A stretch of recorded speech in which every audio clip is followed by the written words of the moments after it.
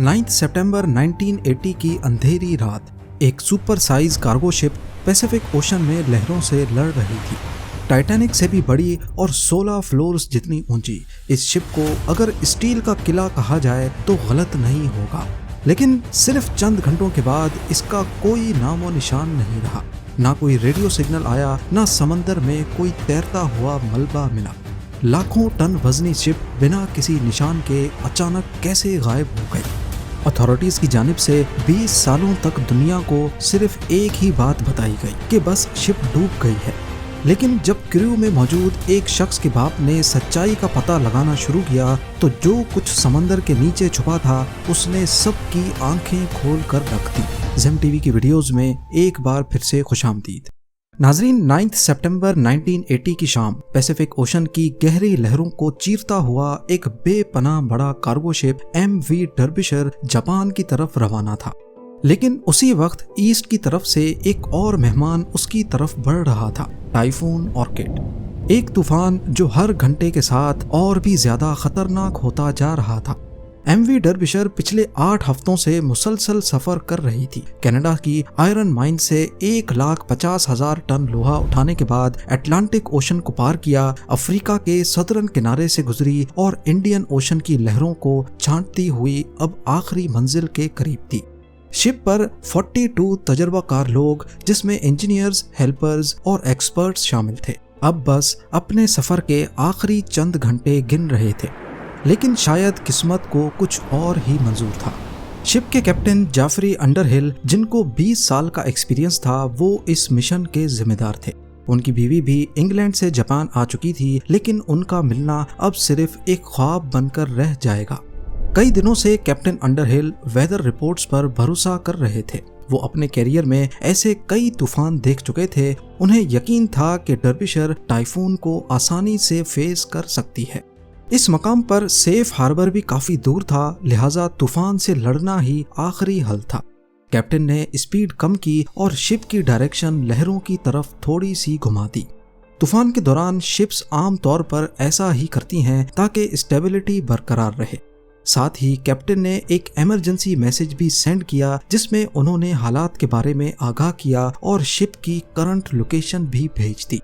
पर तूफान का गुस्सा बढ़ता जा रहा था। लहरें 10 मीटर से भी ऊंची हो चुकी थीं, कुछ तो डर्बिशर के बराबर की लंबाई तक जा चुकी थीं। 1000 फीट लंबाई के साथ डर्बिशर टाइटैनिक से भी लंबी और चौड़ी थी और इसकी ऊंचाई 16 स्टोरी बिल्डिंग जितनी।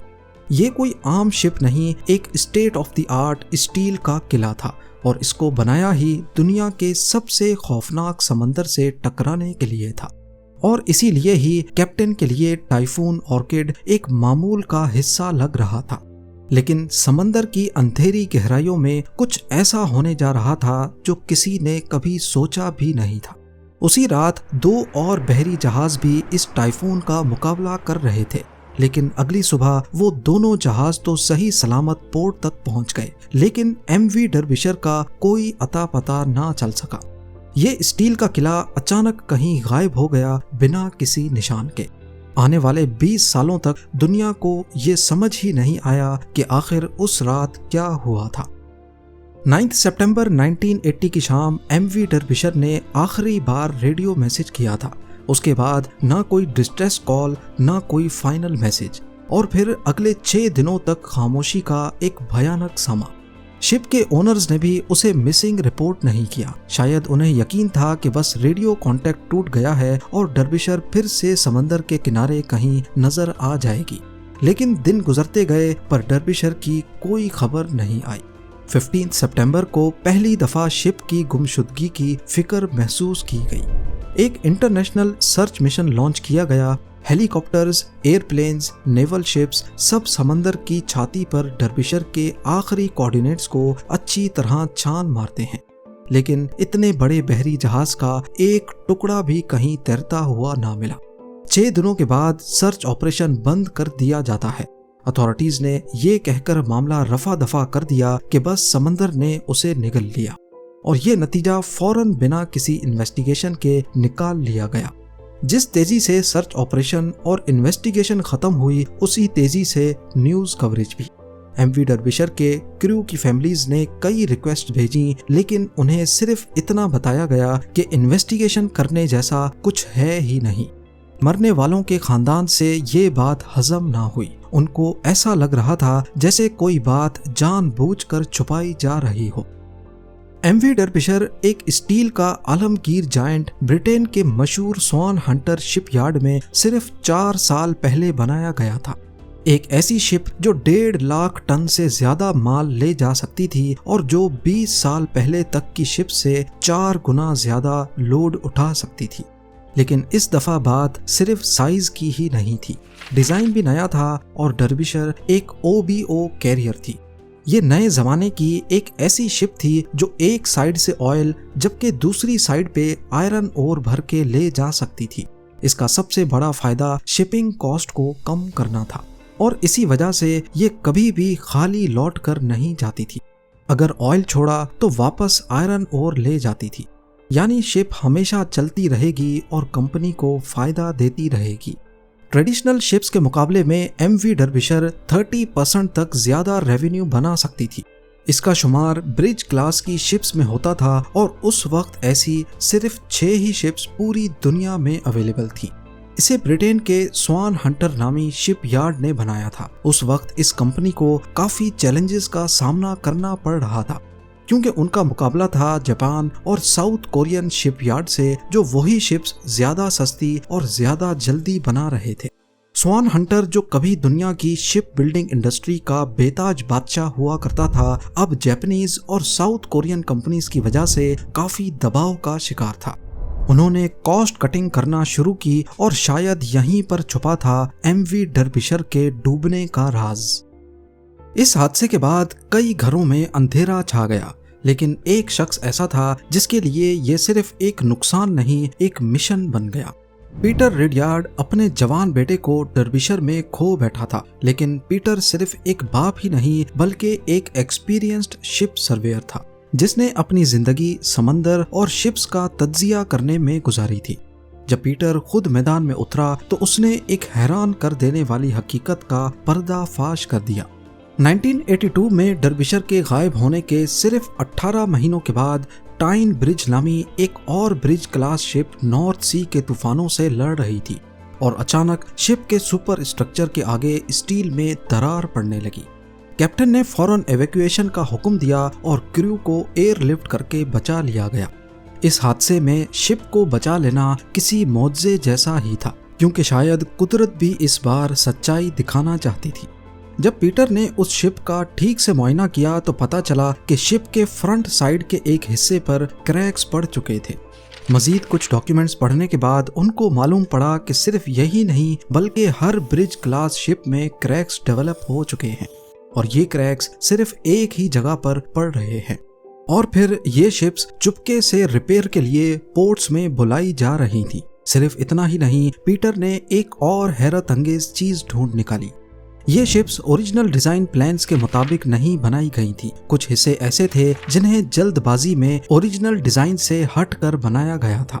پیٹر کے ہاتھ اب ایک ایسا ثبوت لگ چکا تھا جو شاید ایم وی ڈربشر کی انویسٹیگیشن کو دوبارہ کھول سکے۔ پیٹر نے یہ سارے ثبوت اکٹھے کیے اور ڈپارٹمنٹ آف ٹرانسپورٹیشن کو بھیج دیے، لیکن انہوں نے کوئی ایکشن لینے کے بجائے صرف اتنا کہا کہ ڈربشر کے ڈوبنے کی پراپر انویسٹیگیشن اب ہو چکی ہے اور نئی انکوائری کا کوئی پلان نہیں ہے۔ اتھارٹیز نے کان بند کر دیے لیکن مرنے والوں کی فیملیز نے زبان کھول لی۔ 1984 میں انہوں نے ڈربشر فیملی ایسوسی ایشن بنا لی جس کا صرف ایک ہی مقصد تھا کہ سچ سے پردہ اٹھا کر رہیں گے۔ نومبر 1986 میں ایک اور برج کلاس شپ جس کا نام کولون برج تھا، آئرلینڈ کے کوسٹ کے پاس سمندر میں ہی کریکس پڑنے کی وجہ سے گراؤنڈ ہو گئی۔ اٹلانٹک کے رف سمندر سے گزرتے وقت اس کا حل جو پہلے ہی کمزور ہو چکا تھا سمندر کے جھٹکوں کا سامنا نہیں کر سکا۔ کولون برج 6 میں سے آخری برج کلاس شپ تھی جس میں وہ خاص ریپیئر ورک نہیں ہوا تھا جو پیٹر نے دوسری شپس میں ڈھونڈا تھا۔ لیکن اب کی بار برٹش گورنمنٹ چپ نہیں بیٹھی اور دوبارہ سے ایک نئی انویسٹیگیشن کھولنے کا ارادہ کیا۔ پیٹر اور دوسری فیملیز کو امید کی ایک کرن دکھائی دی۔ اگلے 6 مہینوں تک مختلف ایکسپرٹس نے اس انویسٹیگیشن میں اپنی اپنی رائے دی. کسی نے ڈیزائن پر دوش دیا تو کسی نے سمندر کو. لیکن اس انویسٹیگیشن میں پیٹر کے تمام ایویڈنس پر کوئی دھیان نہیں دیا گیا. اس کے ثبوت جو ڈائریکٹلی اسٹرکچرل فیلئر کی طرف اشارہ کرتے تھے ان کو بڑی چالاکی سے دبا دیا گیا. انویسٹیگیشن رپورٹ میں بتایا گیا کہ ایم وی ڈربشر اور برج کلاس کی شپس میں کوئی اسٹرکچرل فیلئر کے ثبوت نہیں ملے. ڈربشر بس ایک اور شپ تھی جو سمندر کی لہروں کا شکار بن گئی. فیملیز جو پچھلے کئی سالوں سے یہ لڑائی لڑ رہی تھیں ان کے لیے یہ رپورٹ کسی تماچے سے کم نہیں تھی. دوسری انویسٹیگیشن کے بعد اب فیملیز کا حوصلہ ٹوٹ رہا تھا. ان کا صرف یہی کہنا تھا کہ ڈربشر کا راز سمندر نہیں بلکہ سسٹم میں چھپا ہے. لیکن ان فیملیز نے کبھی ہمت نہیں ہاری. 1994 میں انٹرنیشنل ٹرانسپورٹ ورکرز فیڈریشن کے ساتھ مل کر ایک پرائیویٹ انویسٹیگیشن ٹیم بنائی گئی. سب نے مل کر اس مشن کا خرچہ برداشت کیا اور ایم وی ڈربشر کو 14 سالوں کے بعد سمندر میں تلاش کرنے کا پلان بنایا گیا. حیرت انگیز طور پہ صرف 23 گھنٹوں کے اندر سطح سمندر سے 4 کلومیٹر نیچے ڈربشر کو 1 پیس میں ڈھونڈ لیا گیا. یہ واقعی ایک بہت بڑی کامیابی تھی. لیکن اس گتھی کو سلجھانے کے لیے سمندر کے اندر شپ کے ایک ایک حصے کی فوٹو لی گئی اور اگلے 6 سالوں تک انویسٹیگیشن چلتی رہی. 6 سالوں بعد انویسٹیگیشن رپورٹ میں ساری حقیقت کھل کر سامنے آ گئی. معلوم پڑا کہ شپ کے سب سے آگے ایک اسٹور بنا ہوتا ہے جسے بوسن اسٹور کہتے ہیں. اس اسٹور میں ڈیک مینٹیننس کا امپورٹنٹ سامان رکھا ہوتا ہے جیسے رسیاں، ٹولز، چین وغیرہ. اس رات طوفان میں جب ایم وی ڈربشر لہروں میں جھول رہی تھی تو بوسون اسٹور کا دروازہ جو اوریجنل ڈیزائن کی طرح بنایا نہیں گیا تھا اچانک ٹوٹ گیا اور اس میں پانی بھرنے لگا. ہزاروں گیلن پانی بوسون اسٹور میں بھرنے کی وجہ سے شپ کا اگلا حصہ بھاری ہو گیا اور بو مزید پانی کے اندر چلا گیا. اب لہریں اور زیادہ ہائٹ سے ٹکرا رہی تھی جس کی وجہ سے وینٹیلیٹر ٹوٹے اور پانی مشینری روم میں داخل ہو گیا. ڈربشر کا بو اور زیادہ جھک گیا اور پھر ایک بڑی لہر میں ٹینس کوٹ جتنا بڑا کنٹینر جہاں آئرن اور رکھا گیا تھا اس کا ہیچ کور بھی ٹوٹ گیا. اب پہلے ایک کنٹینر میں پانی بھرا جس کی وجہ سے اگلا حصہ مزید نیچے گیا اور دیکھتے ہی دیکھتے سارے کنٹینرز ایک ایک کر کے پانی کے اندر چلے گئے. اور پھر ڈربشر جو برٹین کی سب سے بڑی ویسل تھی پیسیفک اوشن کے اندھیروں میں ڈوب گئی.